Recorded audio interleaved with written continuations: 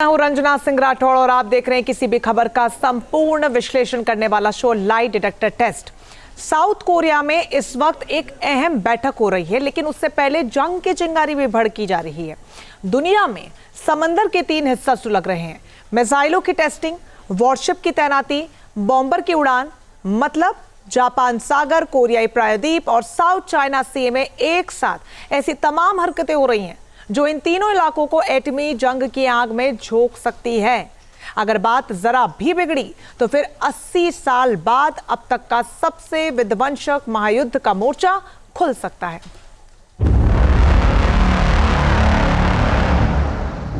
महाविनाश की घातक तैयारी, अगले 48 घंटे दुनिया पर भारी।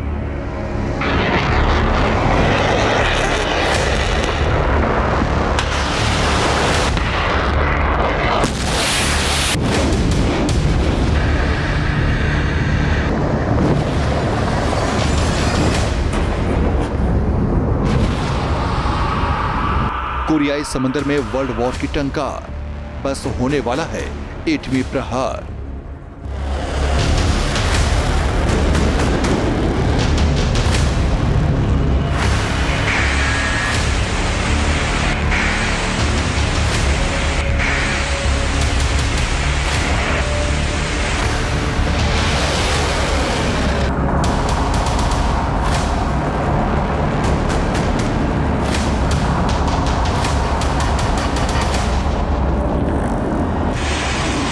छह मुल्कों ने जंग का मोर्चा खोला, बदल जाएगा समंदर का नक्शा।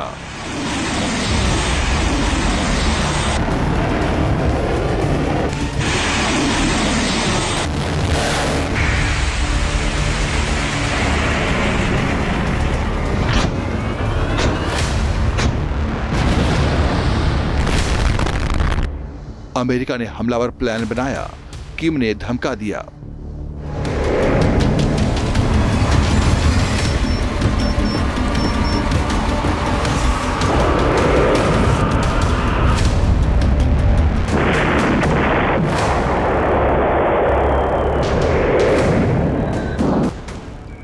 अस्सी साल से जिस सबसे बड़ी जंग का बवंडर मंडरा रहा है, उसके जमीन पर उतरने का खौफ बढ़ गया है।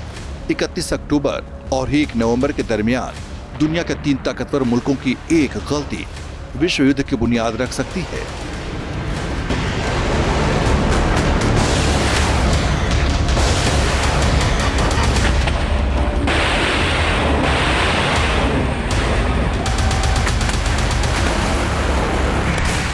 इसलिए निगाहें कोरियाई प्रायद्वीप पर लगी हैं, क्योंकि यहां महाजंग के लिए पावर शो का ट्रेलर शुरू हो चुका है। सबसे पहले इन 2 तस्वीरों में इसके सबूत देखिए। पहली तस्वीर में नॉर्थ कोरिया ने अपनी ताकत की नुमाइश की है। तानाशाह किम जोंग ने समंदर से जमीन को निशाने पर लेने वाली क्रूज मिसाइल की कामयाब टेस्टिंग की है। अमेरिका और साउथ कोरिया ने इसे नॉर्थ कोरिया की भड़काऊ कार्रवाई कहा है। अब दूसरी तस्वीर देखिए। अमेरिका के राष्ट्रपति डोनाल्ड ट्रंप जापान में अमेरिकी नेवल बेस पर मौजूद हैं। यूएस नेवी के जवानों को संबोधित कर रहे हैं। इरादा साफ है, जापान से कोरिया तक अमेरिकी नौसेना को हर मोर्चे पर तैनात रखना।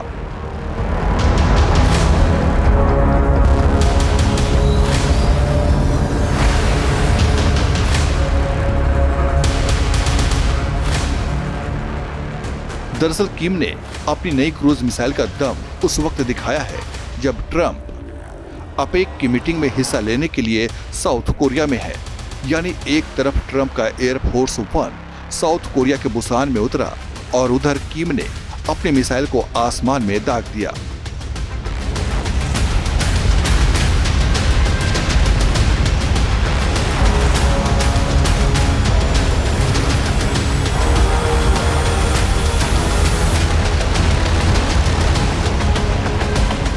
नॉर्थ कोरिया की नई क्रूज मिसाइल की लॉन्चिंग के वक्त और इसकी ताकत को लेकर कोई दो राय नहीं है। किम ने ट्रंप को मैसेज दिया है कि भले ही बातचीत का रास्ता खुला हो, लेकिन हथियारों के साथ किसी सूरत में समझौता नहीं हो सकता। कोरियाई सेंट्रल न्यूज एजेंसी ने कहा है कि वॉरशिप या डिस्ट्रॉयर्स लॉन्च करने के लिए इन क्रूज मिसाइलों को वर्टिकली दागा गया है। मिसाइलों ने टारगेट पर सटीक निशाना साधने से पहले येलो सी के ऊपर 7,800 सेकंड से अधिक समय तक उड़ान भरी थी।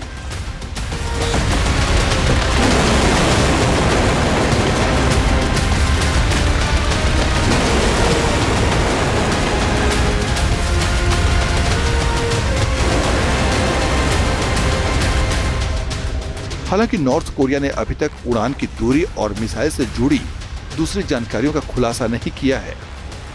22 सितंबर को भी साउथ कोरिया को भनक लगी थी कि नॉर्थ कोरिया ने छोटी दूरी की बैलिस्टिक मिसाइलें लॉन्च की हैं। साउथ कोरिया के माने तो ये मिसाइल्स लगभग 350 किलोमीटर तक उड़ी और नॉर्थ कोरिया के अंदरूनी इलाकों में जाकर गिरी। इस दौरान साउथ कोरिया ने नॉर्थ कोरिया की हाइपरसोनिक मिसाइल्स को भी डिटेक्ट किया है। दिलचस्प बात यह है कि इनमें से किसी भी मिसाइल लॉन्चिंग की निगहबानी खुद किम ने नहीं की। इसलिए माना जा रहा है कि नॉर्थ कोरिया बहुत बड़ी जंग के लिए बेहद खुफिया तैयारी कर रहा है। पिछले 1 महीने से किम मिसाइल्स का ताबड़तोड़ परीक्षण कर रहा है, लेकिन इनकी खबर दुनिया को बताने से बच रहा है। किम की इन हरकतों ने अमेरिका को अलर्ट मोड में खड़ा कर दिया है। अमेरिका ये जानता है कि चीन और रूस की वजह से नॉर्थ कोरिया की घेराबंदी लगभग नामुमकिन है और ऐसे में किम की हर मिसाइल टेस्टिंग कोरियाई इलाके में चीन और रूस की ताकत में ही इजाफा है। यानी अमेरिका के लिए साउथ कोरिया और जापान जैसे सहयोगियों के साथ मिलिट्री गठजोड़ को मजबूत बनाए रखना अब एक मजबूरी है। जाहिर है कि अमेरिका जापान सागर से लेकर ताइवान स्ट्रेट तक अपनी दखलंदाजी से पीछे हटने का खतरा मोल नहीं लेना चाहता।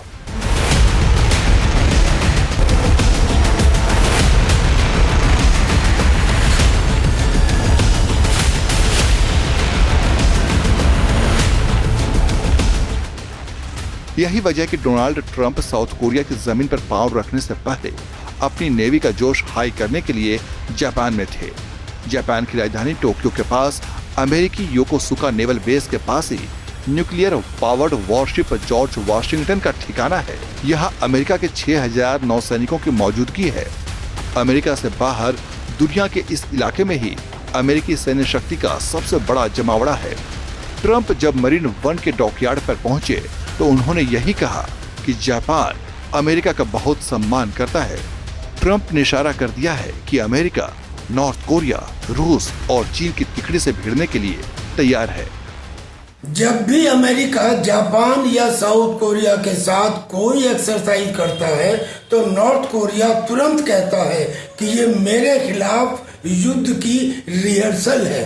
अब तो डोनाल्ड ट्रंप जापान के नेवल बेस को भी संबोधित करके आए हैं और अब साउथ कोरिया में आके कह रहे हैं कि क्या ग्रेट नेशन है साउथ कोरिया, ये तो एक आर्थिक चमत्कार है, जम के प्रशंसा कर रहे हैं। हालांकि ये बात और है कि साउथ कोरिया ने उनको नोबेल पीस प्राइज के लिए रिकमेंड नहीं किया है जैसे जापान ने किया है, लेकिन तनाव नॉर्थ कोरिया और साउथ कोरिया में चरम के ऊपर।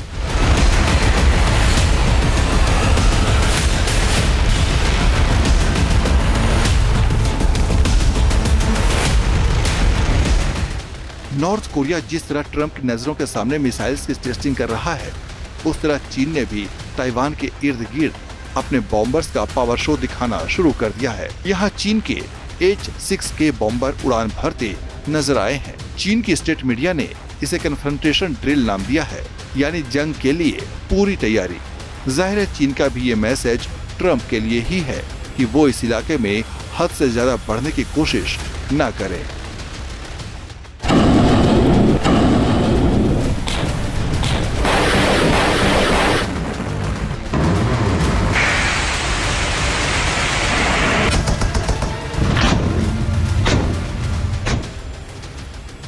हैरानी की बात नहीं है कि जब ट्रंप इस इलाके में दौरे पर हैं, तब चीन ने ताइवान पर नए सिरे से शिकंजा कसने की कोशिश की है।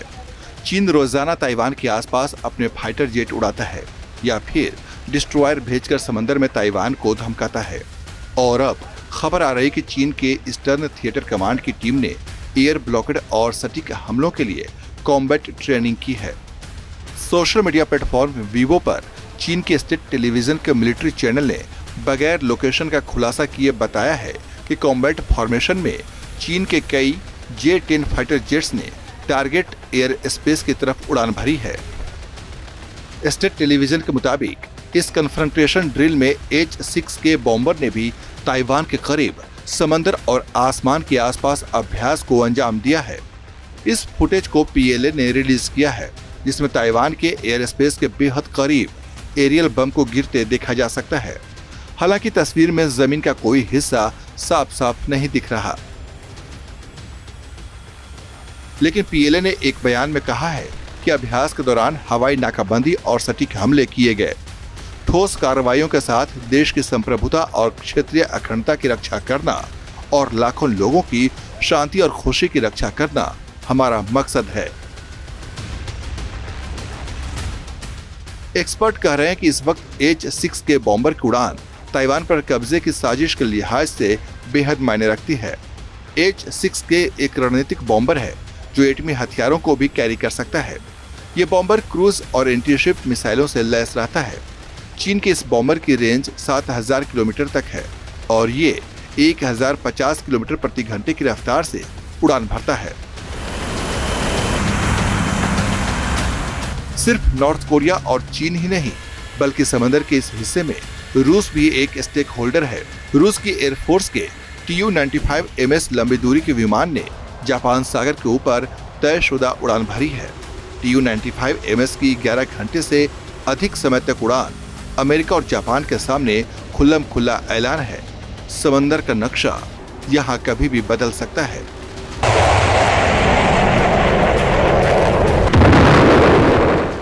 अमूमन लंबी दूरी के रूसी विमान नियमित रूप से आर्कटिक, उत्तरी अटलांटिक, प्रशांत महासागर, बाल्टिक और काला सागर के ऊपर उड़ान भरते हैं।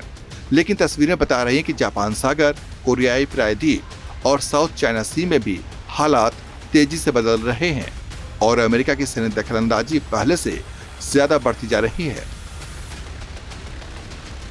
चलिए अब आपको बताते हैं कि जापान सागर, कोरियाई प्रायद्वीप और साउथ चाइना सी में अमेरिका किस तरह 3 दुश्मन मुल्कों को काउंटर कर सकता है। ग्राफिक्स के जरिए हम आपको बताते हैं। देखिए, जापान सागर में टोक्यो के पास अमेरिका, ओकिनावा और योकोसुका नेवल बेस है, जो कि अमेरिका का पावर पंच भी आप इसे मान सकते हैं। इसके अलावा आपको बताएं कि यहां पर अमेरिका करीब 60,000 सक्रिय सैनिक इसके हमेशा यहां पर मौजूद रहते हैं, जो कि एक बहुत बड़ा आंकड़ा है। अमेरिका जापान सागर के इलाके में F-35 फाइटर जेट को भी तैनात रखता है। यहां पर टॉम हॉक मिसाइलें हमेशा वॉर मोड में रहती हैं, एकदम तैयार, और एक अमेरिकी कमांड स्ट्रक्चर हर वक्त यहां पर नजर बनाए रखता है। और इस तरह अमेरिका ने कोरिया इलाके में कैंप हैम्प्रिस बेस और ओसान मिलिट्री बेस भी बना रखा है। यहां पर 28,500 अमेरिकी सेना जो है सैनिक हमेशा तैनात रहते हैं। सबसे बड़ी बात, अमेरिका को अपने कोरियाई इलाके में एटमी सबमरीन डॉकिंग की भी अनुमति है यहां पर। और साथ ही साउथ चाइना सी की बात करें तो यहां पर चीन को जवाब देने के लिए अमेरिका की 10+ अटैक सबमरीन भी मौजूद है। 2 क्रूज मिसाइल सबमरीन यहां पर है और एक बैलिस्टिक मिसाइल सबमरीन का आना जाना लगातार यहां पर लगा रहता है। फिलीपींस के साथ सैन्य सहयोग की बात करें तो उसकी वजह से अमेरिका ने साउथ चाइना सी में टाइफून मिसाइल सिस्टम को भी तैनात करके रखा है। अमेरिकी MQ-9 रीपर ड्रोन और MQ-4C ट्रीटन ड्रोन के जरिए साउथ चाइना सी में अमेरिका चीन की हरकतों की टोह लेता रहता है।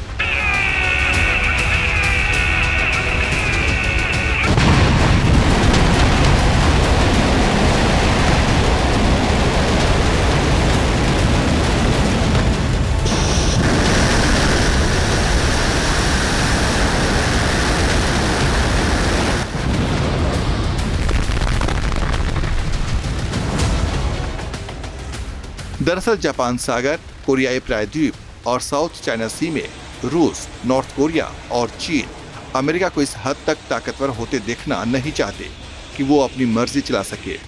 इन तीनों मुल्कों ने यहाँ जंग का एक ज्वाइंट फ्रंट तैयार कर रखा है।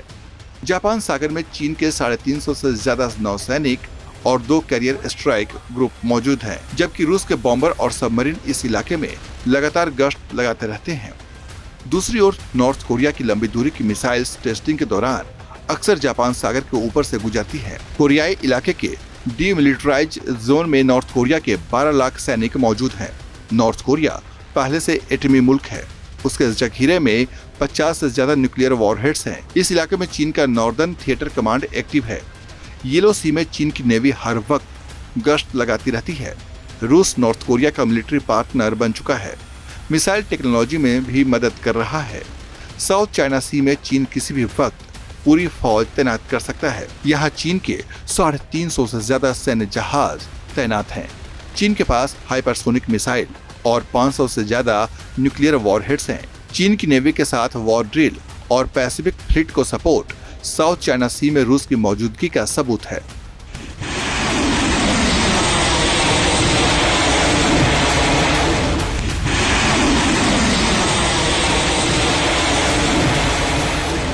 इस सुलगते समंदर के बीच सबसे बड़ा सवाल है कि चीन, रूस और नॉर्थ कोरिया की मोर्चाबंदी के सामने अमेरिका, जापान, साउथ कोरिया की तैयारियां किस हद तक जंग का सबब बन सकती हैं? चाइना ने अपने स्टेल्थ या अदृश्य ड्रोन का प्रदर्शन किया है। रशिया ने न्यूक्लियर मिसाइल, अनलिमिटेड रेंज और अनप्रेडिक्टेबल पाथ स्काईफॉल का प्रदर्शन किया है।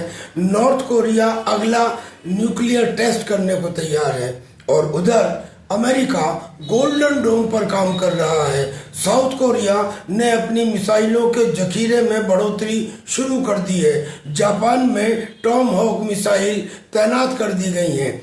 यानी दोनों खेमे एक दूसरे के खिलाफ इस एरिया में युद्ध में आते हुए नजर आ नहीं रहे हैं सर, आ गए हैं।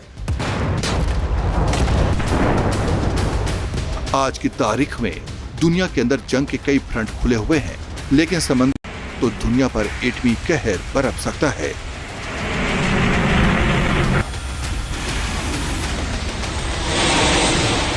Team news nation. जहां भक्ति है हर शब्द में, कथाओं में छुपे हैं दिव्य रहस्य और ज्योतिष देता है जीवन को दिशा। धर्म से जुड़ी हर बातों को जानने के लिए हमारे चैनल स्तुति को सब्सक्राइब करें। चैनल पर जाने के लिए इस लिंक पर क्लिक करें।